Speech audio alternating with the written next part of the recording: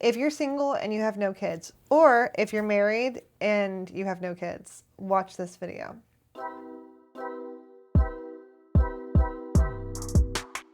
Hey there, go-getters. My name is Michelle, and I am the owner of The Best Part, a life coaching company for women designed to help you invest in yourself so that you can become the best version of yourself and live a more fulfilling life. In today's video, we're going to be talking about women specifically who don't have kids. Married, single, doesn't matter. If you don't have kids, I just want to give you this one huge perspective that I don't know how to say any other way than just come out right and say it, but hear me out.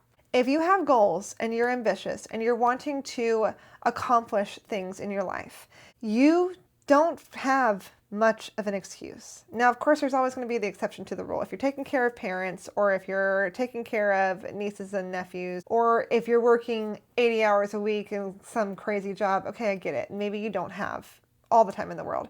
But if you don't have kids, you have no capacity for realizing all the free time that you truly have.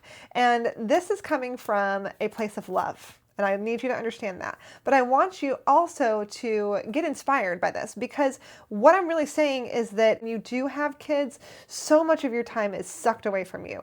And it's sucked away in a wonderful way. It's totally worth it. Don't get me wrong. I love my child, and I only have one child. I don't know how people do it that have more than one.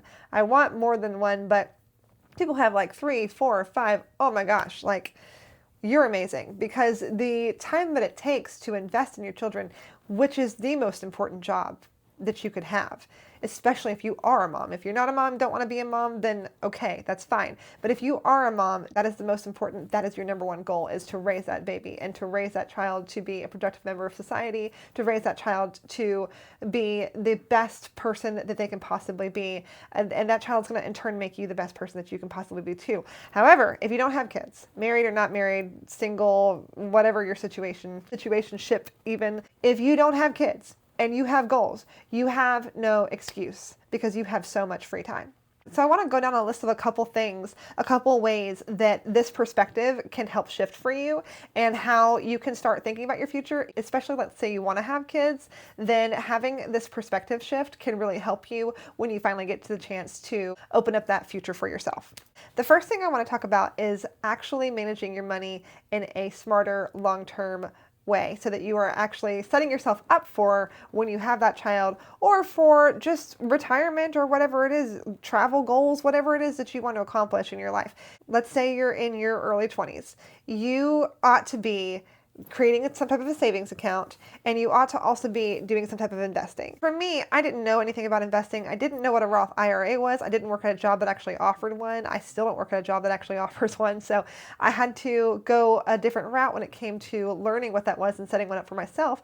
But there are tons of different investing things that you can do. There's ETFs, there's trades, there's bonds, there's stocks, there's all types of different lingo that you can look into and that you can start investing in now while you are young and while you have the extra money, have the extra time to make the income. And believe it or not, you do have the ability to start making these investments. In your 20s, it seems very daunting and very, I don't know what's going on, but the quicker that you learn what's going on, the further along you'll be when you get to my age, which is mid-30s. I'm not going to tell you exactly how old, but you get it.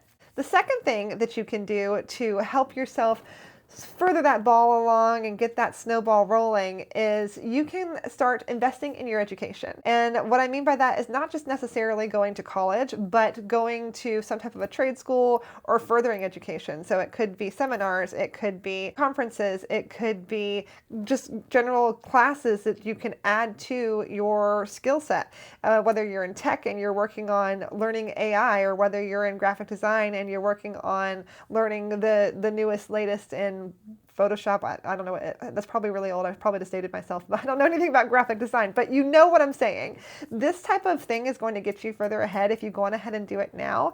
And the money that you spend in that, because you have the money to spend into it, is actually going to be more beneficial for you in the long run, because your skill set is going to go way up, and that means that your money-making ability is too.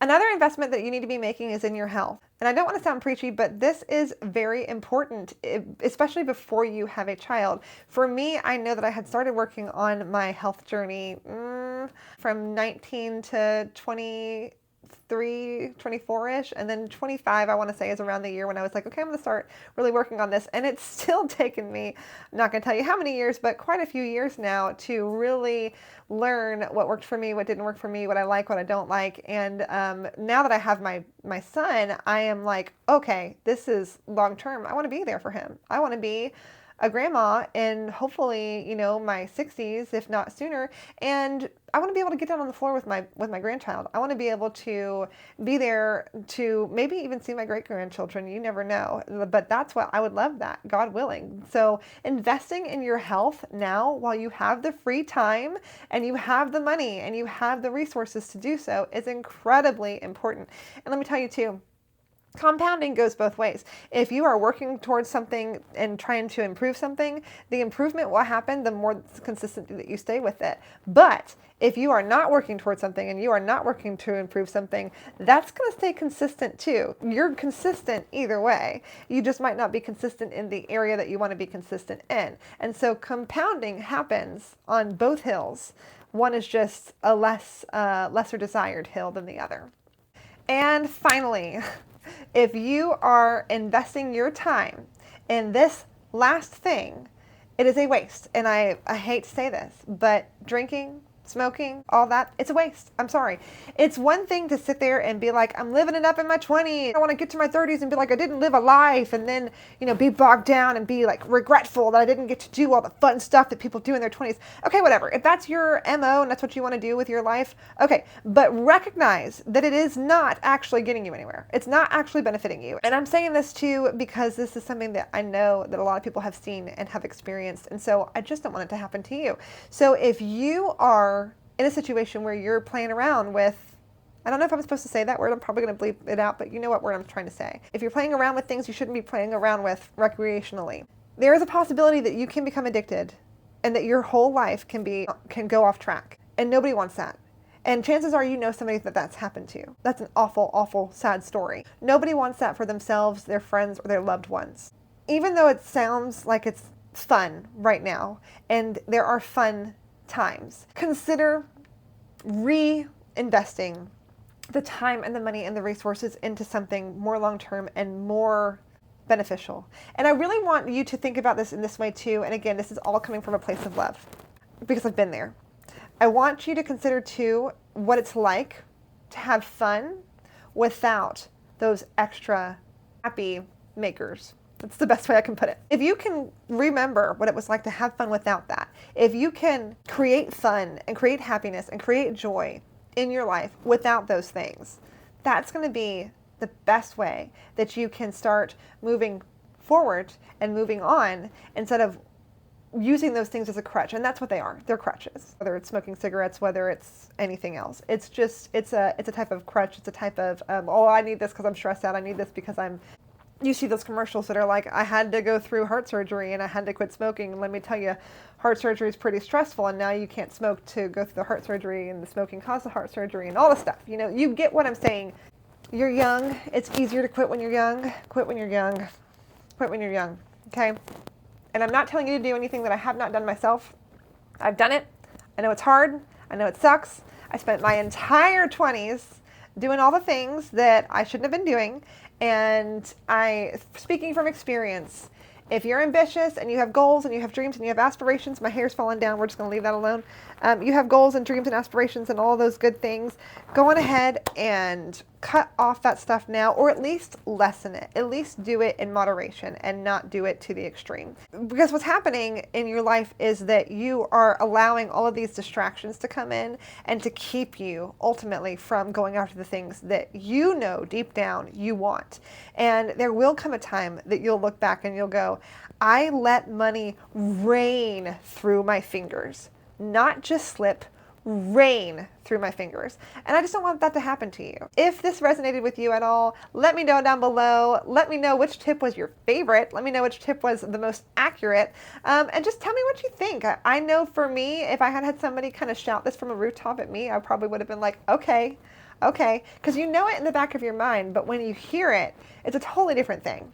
I want this to inspire you. I want this to encourage you. If you're interested in private coaching from me, I am available. You can hit me up on Instagram. You can find the link to my website in the description box here. You can also find the link to my Instagram in the description box of this video. I would love it if you would go there, follow me, and give me a little comment on there and just say, hey, I found you from your YouTube channel. What's up? And I would love to hear from you. I'd love to talk to you.